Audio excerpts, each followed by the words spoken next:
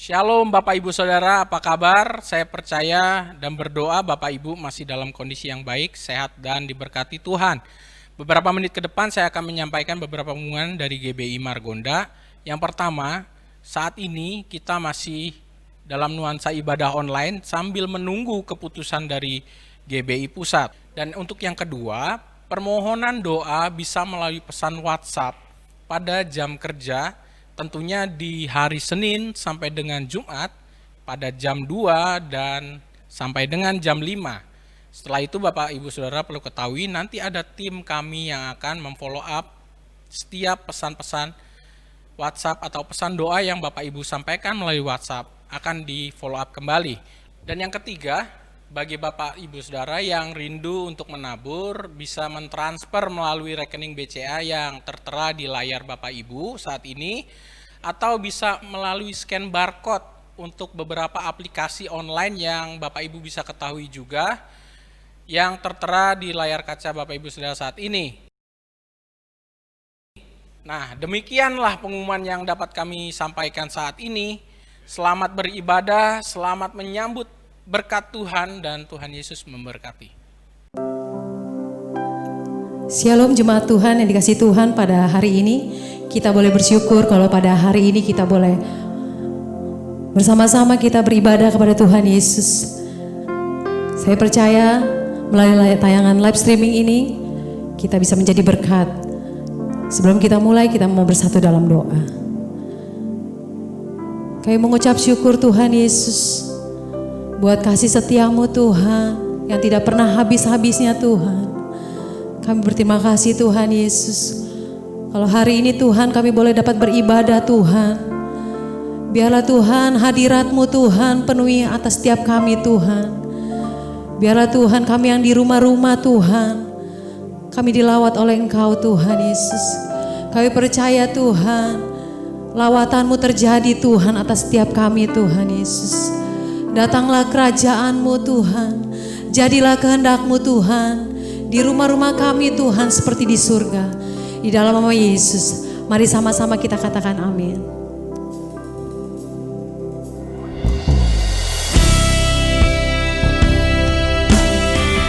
Terima kasih Tuhan Yesus. Engkaulah jawaban Tuhan di setiap doa kami Tuhan Yesus.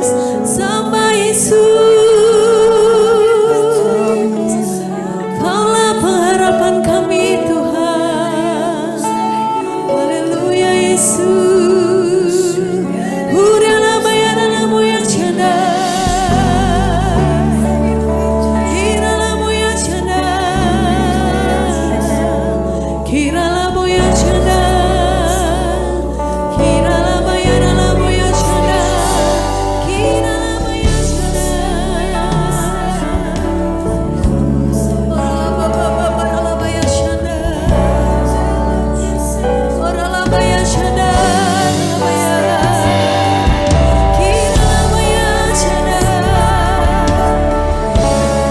jemaat Tuhan yang ada di rumah-rumah, mari terus kita menyembah Tuhan Yesus. Kita hormati hadirat Tuhan. Terima kasih Tuhan, sembah Yesus. Haleluya Tuhan, Kau tunjukkan kasih-Mu Tuhan. Kaulah jawaban atas setiap kami Tuhan. Haleluya Yesus. Uriala boya sadar.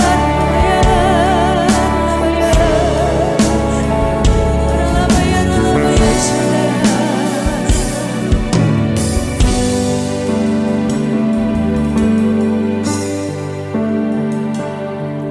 Kau tunjukkan kasih setiamu, Kau menyediakan yang ku perlu. Kau setia, Kau mulia, dulu sekarang dan selamanya. Kau tunjukkan kasih setiamu, Kau menyediakan yang ku perlu. Kau setia, Kau mulia, Bapa Kau setia. Kau tunjukkan kasih setiamu, Kau menyediakan yang ku perlu. Kau setia, Kau mulia, dulu sekarang dan selamanya. Kau tunjukkan kasih setiamu, Kau menyediakan yang ku perlu. Kau setia, Kau mulia, Bapa Kau setia. Terima kasih Tuhan Yesus. Terima kasih Tuhan buat kasih setiamu Tuhan. Terima kasih Tuhan buat pengorbananmu Tuhan Yesus. Kau tunjukkan kasih setiamu, Kau menyediakan yang ku perlu. Kau setia, Kau mulia, dulu sekarang dan selamanya. Kau tunjukkan kasih setiamu, Kau menyediakan yang ku perlu. Kau setia, Kau mulia, Bapa Kau setia. Kau setia, Kau mulia, Bapa Kau setia. Kau setia, Kau mulia, Bapa Kau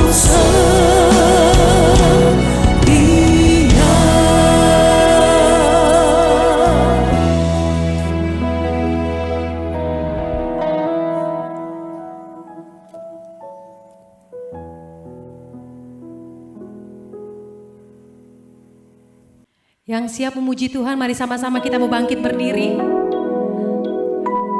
Yang siap menari buat Tuhan boleh lambaikan tangannya. Sama-sama kita berikan kemuliaan buat Tuhan sekali lagi. Haleluya.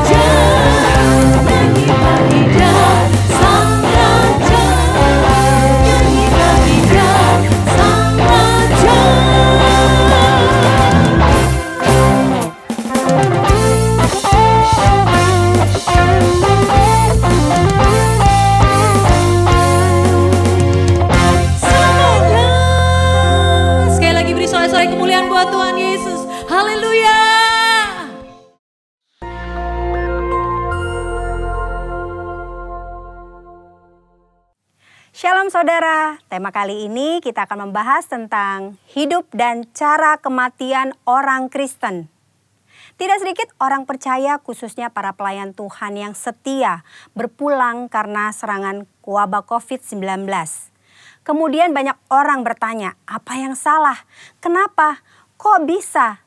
Orang seringkali mengaitkan cara kematian seseorang dengan kehidupannya.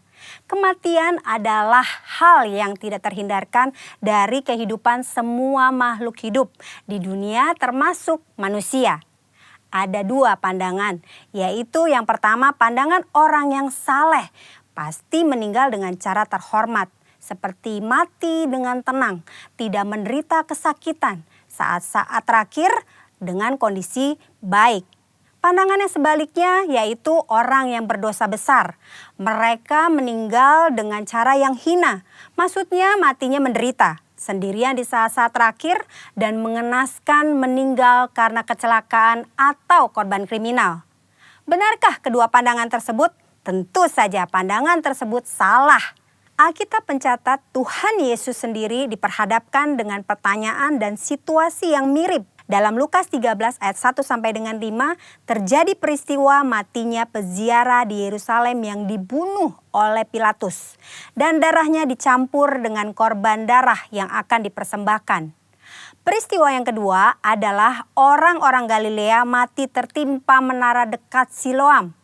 Dua peristiwa ini membuat orang-orang bertanya, dosa besar apa yang telah dilakukan oleh kedua kelompok ini? Hingga mereka meninggal dengan cara yang mengenaskan. Saat itu juga Yesus menegur mereka bahwa hal itu terjadi bukan karena mereka lebih berdosa. Dosa dan kesalahan atau konsekuensi yang dibuat oleh manusia bisa saja mengakibatkan penderitaan dan mati dengan mengenaskan. Tetapi mengatakan semua orang yang mati dengan tidak enak dan mengenaskan adalah orang yang lebih berdosa, itu pendapat yang salah. Apalagi mengaitkan dengan kualitas kerohanian mereka. Tuhan Yesus mengajarkan di Lukas 13 ayat 1 sampai dengan 5. Yang pertama, cara mati seseorang tidak menunjukkan kualitas hidupnya. Mungkin saja orang yang berdosa bisa mati atau meninggal dengan cara yang tidak enak dan menderita. Tetapi bukan selalu bila seseorang meninggal dengan cara yang tidak enak, artinya pasti karena ada dosa besar yang dilakukan. Jangan mengaitkan cara kematian seseorang dengan kualitas hidupnya.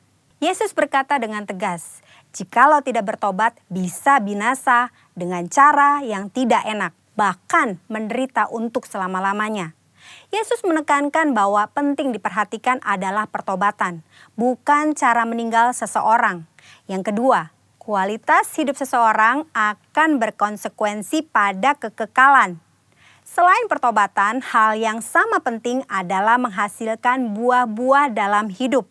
Perhatikan perumpamaan pemilik kebun anggur dalam Lukas 13 ayat 6 sampai dengan 9. Si pemilik kebun anggur mengetahui bahwa ada pohon anggur yang tidak berbuah dan ia memberi perintah untuk ditebang. Namun si pengelola kebun meminta kesempatan untuk pohon itu dibiarkan hidup. Dan jika sudah diberi kesempatan masih tidak berbuah, pohon itu segera ditebang. Maksudnya adalah kita masih hidup. Artinya kita diberi kesempatan untuk mengalami pertobatan dan menghasilkan buah. Jika tidak, kita akan dibinasakan. Waktu yang Tuhan berikan harus kita responi dengan pertobatan dan berbuah. Saudara, jangan salah fokus dengan mempertanyakan bagaimana cara seseorang meninggal. Sebaiknya kita meresponi kesempatan hidup yang Tuhan berikan. Yang pertama, kita fokus pada pertobatan dan menjalani hidup yang menghasilkan buah. Agar kita tidak mengalami hukuman dan penderitaan kekal. Yang kedua, tidak ada hubungan langsung antara cara seseorang mati dengan kerohanian yang dijalani selama hidupnya. Yang ketiga, cara orang percaya mati adalah kedaulatan Tuhan yang tidak dapat diselami oleh manusia. Tetaplah percaya dan serahkan diri kepada Tuhan. Percayalah, tidak ada keputusan Tuhan yang salah. Saudara, kita tidak boleh menilai bahkan menghakimi seseorang melalui cara kematiannya. Sebagai contoh, memperkatakan sudah rajin beribadah, berpuasa, berbahasa roh, kok bisa mati karena COVID-19? Hal itu tidak ada hubungannya, lagi sangat tidak pantas untuk diucapkan karena tidak menghormati dan tidak sensitif terhadap perasaan keluarga yang ditinggalkan. Mari saudara, kita fokus kepada pertobatan dan menghasilkan buah-buah yang baik selama kita masih punya kesempatan. Tuhan Yesus memberkati.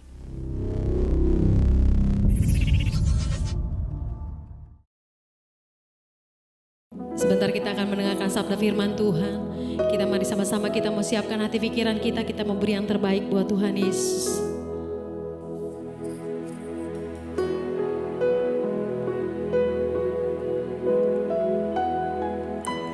Hidupku menggenapi firman-Mu,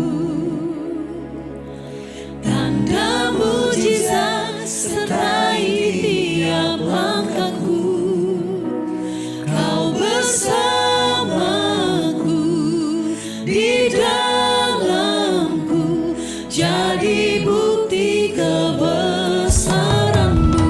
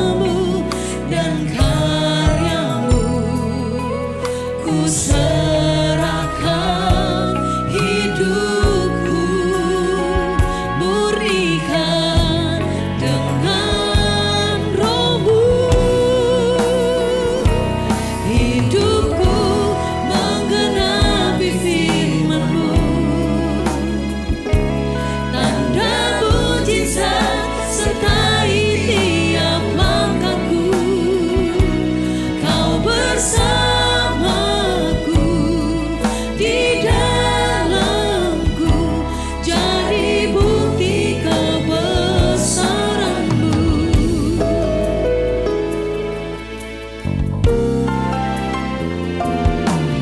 Tuhan, Kau sempurna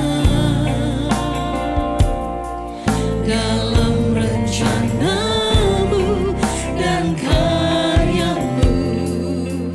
Ku serahkan hidupku, murnikan dengan Roh-Mu. Tuhan, Kau sempurna dalam rencana-Mu dan karya-Mu. Ku serahkan hidupku, murnikan dengan Roh-Mu. Hidupku menggenapi firman-Mu, tanda mujizat sertai tiap langkahku. Kau bersamaku, di dalamku, jadi bukti kebesaran-Mu. Hidupku menggenapi firman-Mu, tanda mujizat sertai tiap langkahku. Kau bersamaku, di dalamku, jadi bukti kebesaran-Mu. Kau bersamaku, di dalamku, jadi bukti kebesaran-Mu. Kau bersamaku, di dalamku, jadi bukti kebesaran-Mu.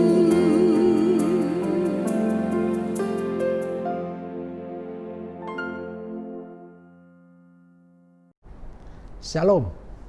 Bagaimana kabar saudara semua? Saya berdoa saudara semua dalam perlindungan Tuhan yang sempurna dan dalam berkat Tuhan yang berlimpah-limpah. Tema khotbah saya hari ini adalah makna dan kuasa dari perjamuan kudus. Gembala pembina kita katakan, mulai bulan Juni kita akan mengadakan perjamuan kudus selama 2 kali dalam sebulan. Pertama dipimpin oleh gembala gereja setempat, dan yang kedua dipimpin oleh gembala pembina kita Pak Niko. Nah, saya rindukan bahwa saudara semua ketika melakukan perjamuan kudus menerima berkat dan kuasa dari perjamuan kudus tersebut. Karena itu kita perlu mengerti tentang makna dan kuasanya. Mari kita lihat yang pertama, makna dari perjamuan kudus. Makna perjamuan kudus pertama, persekutuan dengan tubuh dan darah Kristus.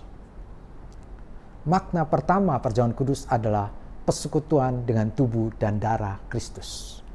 1 Korintus 10 ayat 16. Firman Tuhan berkata demikian, bukankah cawan pengucapan syukur yang atasnya kita ucapkan syukur adalah persekutuan dengan darah Kristus? Bukankah roti yang kita pecah-pecahkan adalah persekutuan dengan tubuh Kristus? Lewat ayat ini kita ketahui perjamuan kudus mengingatkan kita tentang persekutuan dengan tubuh dan darah Kristus.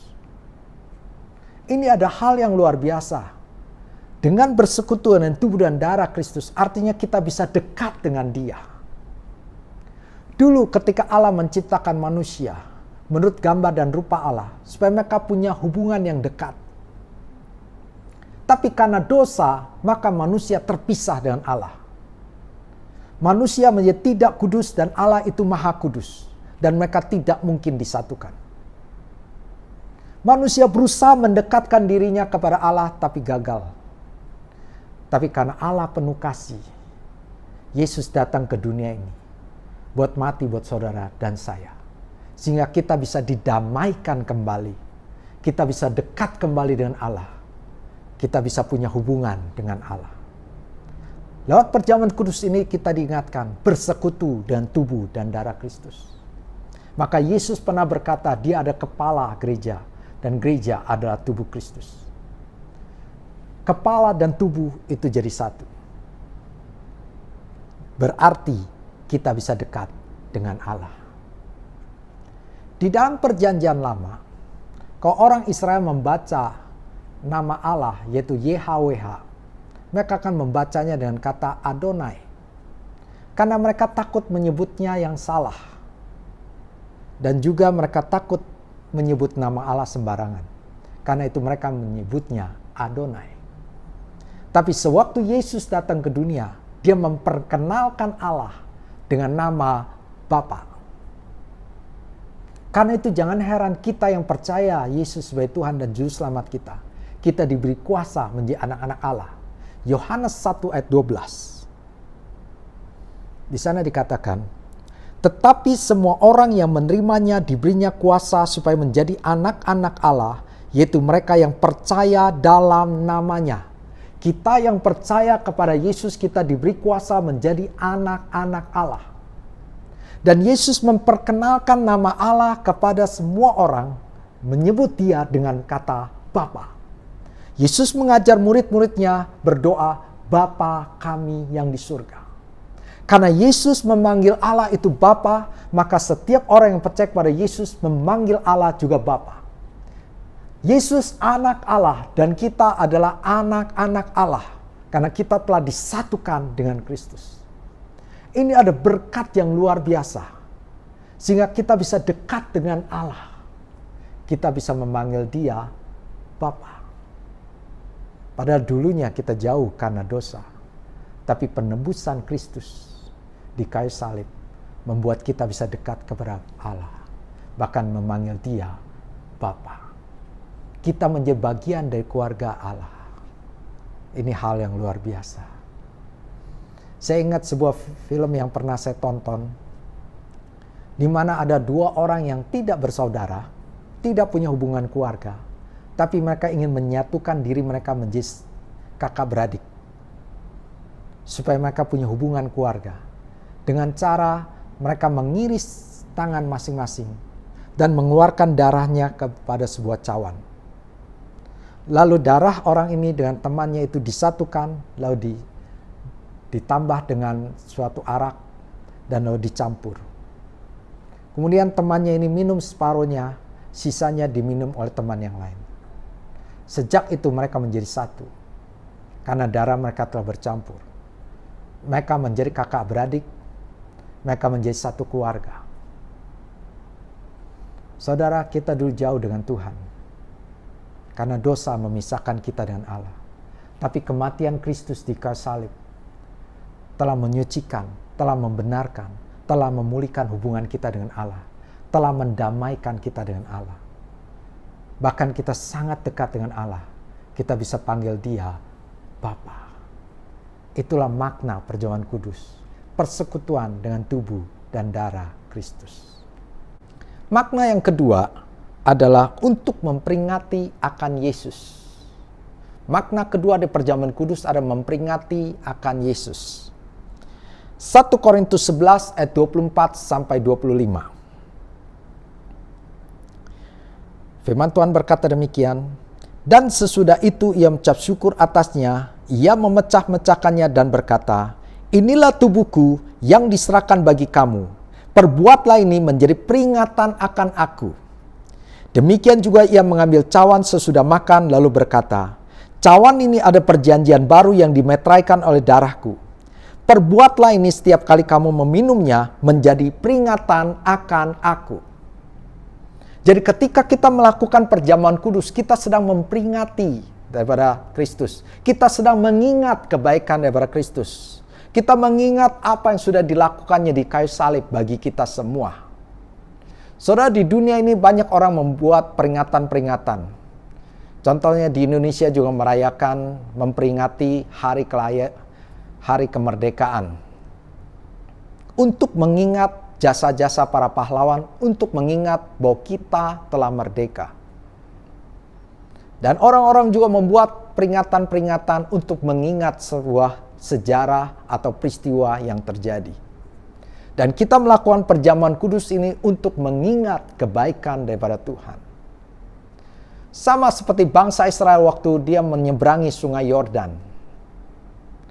Maka di situ Yosua dengan pimpinan Tuhan, dengan kuasa Tuhan, mereka bisa menyeberang sungai Yordan yang terbelah.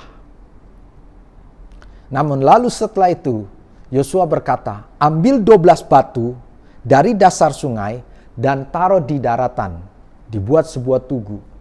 Dan ambil 12 batu dari daratan, taruh di sungai. Apa maksudnya? Supaya 12 batu yang ditaruh di daratan itu menjadi peringatan bagi orang-orang Israel, keturunan demi keturunan.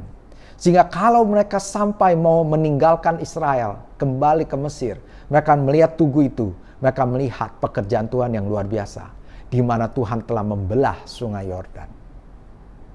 Jadi perjamuan kudus ini mengingatkan kita karya Kristus di kayu salib. Itulah maknanya.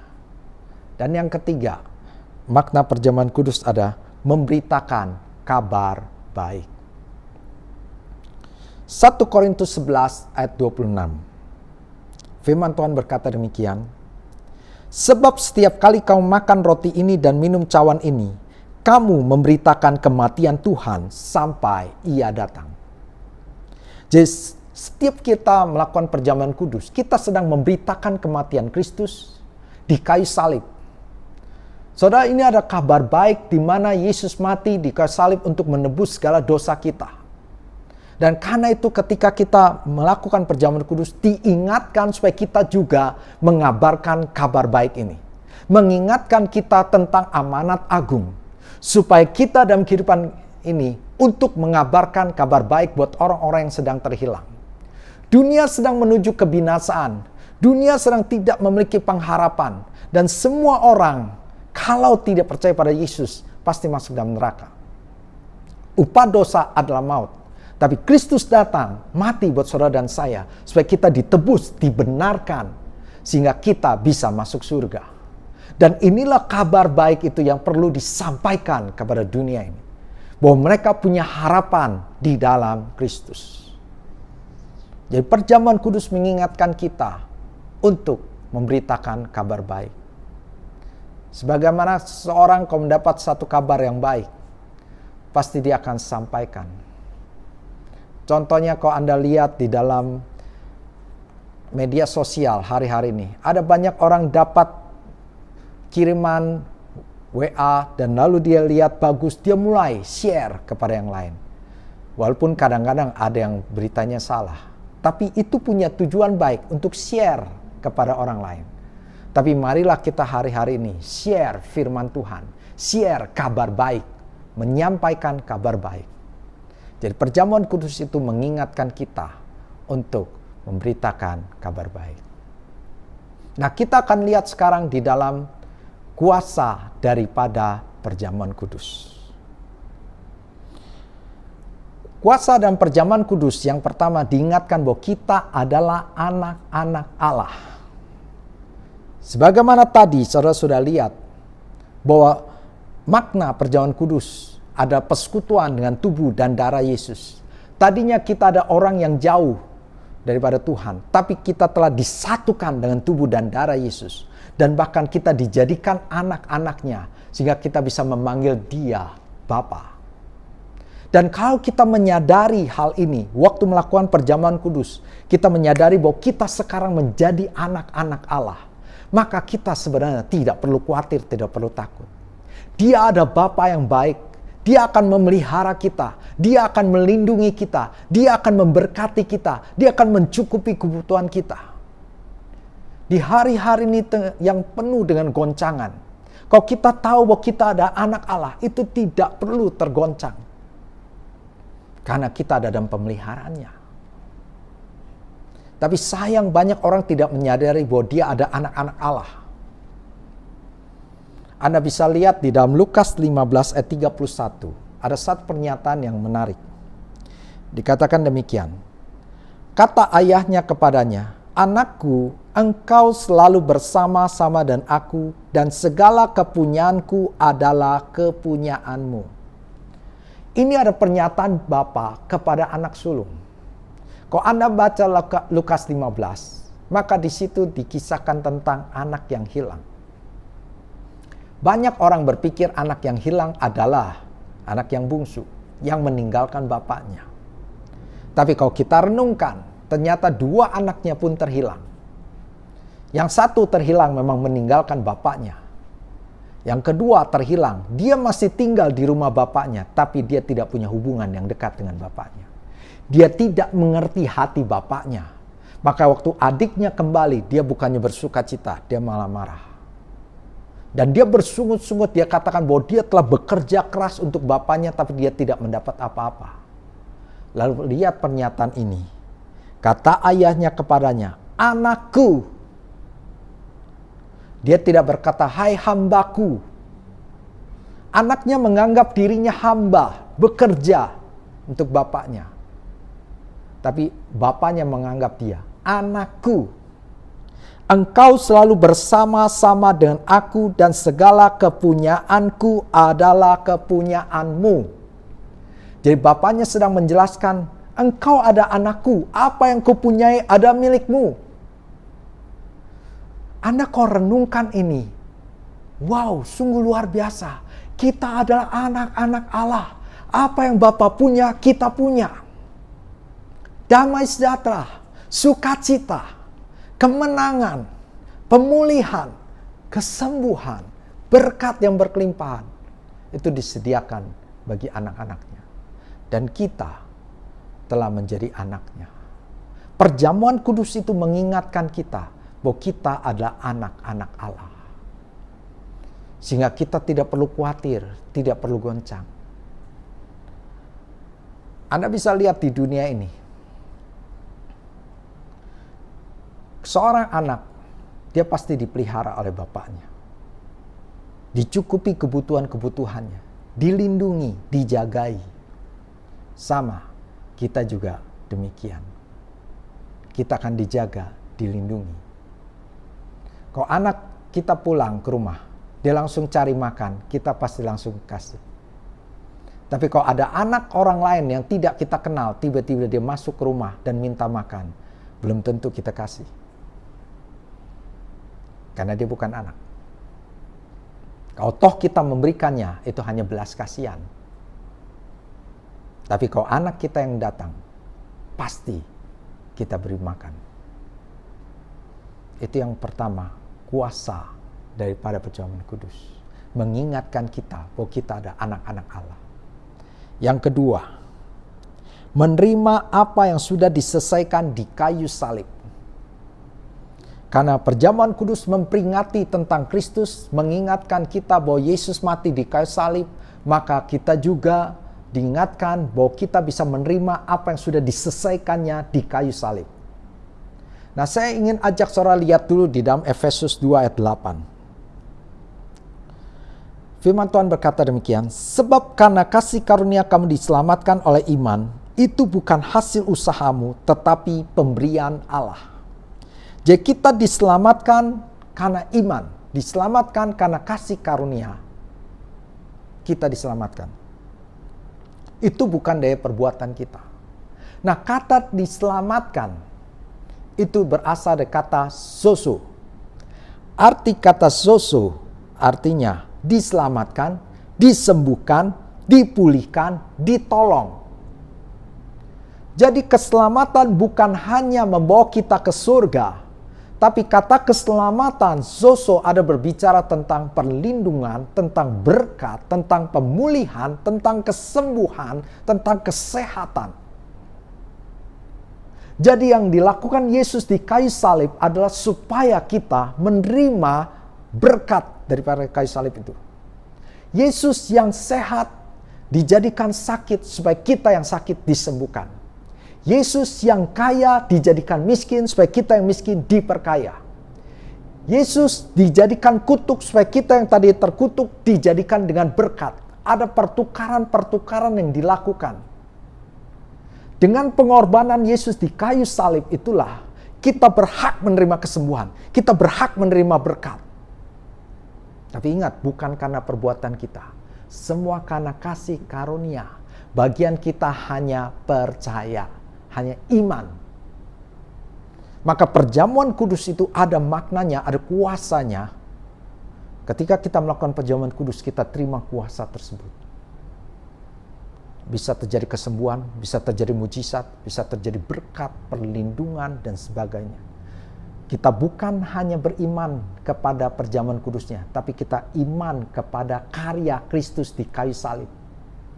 Karena perjamuan kudus memperingati akan Kristus, kita mengingat apa yang telah Yesus lakukan di kayu salib, apa yang telah diselesaikan di kayu salib, dan sekarang kita menerima berkat daripada pengorbanannya di kayu salib. Kita menerima pengampunan dosa, penebusannya. Kita menerima kesembuhan, kita menerima pemulihan, kita menerima perlindungan. Itulah kuasa daripada perjamuan kudus.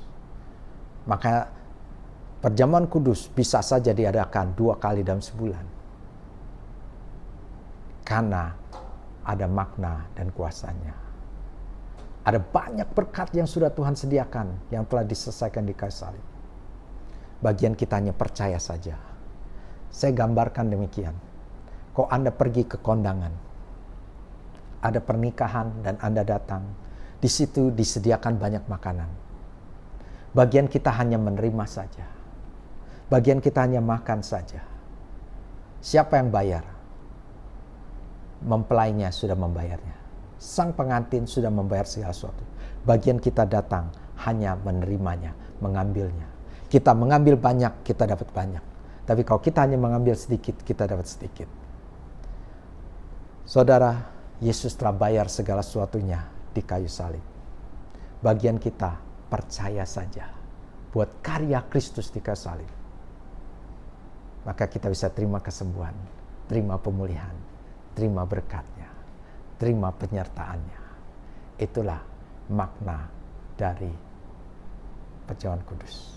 Saya berdoa mulai ke depan ini setiap kali perjamuan kudus kita punya pengertian yang jelas bahwa ini memperingati tentang karya Kristus di kayu salib. Ini ada persekutuan dengan tubuh dan darah Yesus. Ini mengingatkan kita untuk memberitakan kabar baik.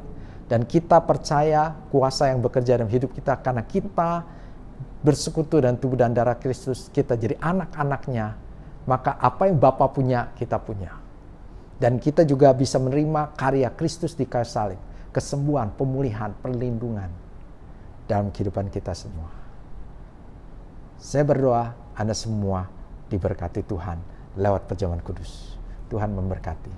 Mari kita berdoa. Bapa di surga, kami ucap terima kasih buat firman-Mu yang menjelaskan tentang makna dan kuasa daripada perjamuan kudus. Kami bersyukur kami telah bersekutu dengan tubuh dan darah-Mu. Dan kami memperingati akan karya-Mu di kayu salib. Sehingga kami semua menerima berkat-berkat yang telah Kau nyatakan ya Tuhan. Hamba berdoa buat semua jemaat-Mu yang mendengar khotbah ini ya Tuhan. Agar yang lemah Kau kuatkan. Yang sakit Tuhan sembuhkan. Yang punya masalah ekonomi Tuhan berkati. Yang punya masalah pekerjaan usaha semuanya Kau buat terobosan demi terobosan. Biar karya-Mu di kayu salib membuat mereka semuanya menerima berkat janji-janji-Mu ya Tuhan. Dan kami juga berdoa biar kami senantiasa ingat untuk memberitakan kabar baik. Agar semua orang bisa mendengar tentang Yesus. Dan semua orang bisa diselamatkan. Terima kasih Tuhan. Dalam nama Yesus kami syukur dan berdoa. Haleluya. Mari kita angkat tangan kita untuk terima berkat Tuhan. Berkat yang berlimpah-limpah sukacita dan sejahtera, kesehatan, kekuatan dari Allah Bapa di dalam kasih sayang Yesus Kristus. Serta persekutuan, penghiburan, pertolongan dari Roh Kudus menyertai saudara semua mulai hari ini sampai kedatangan Tuhan kedua kalinya menjemput kita di awan permai bahkan sampai selama-lamanya. Mari percaya kita katakan amin. Tuhan memberkati.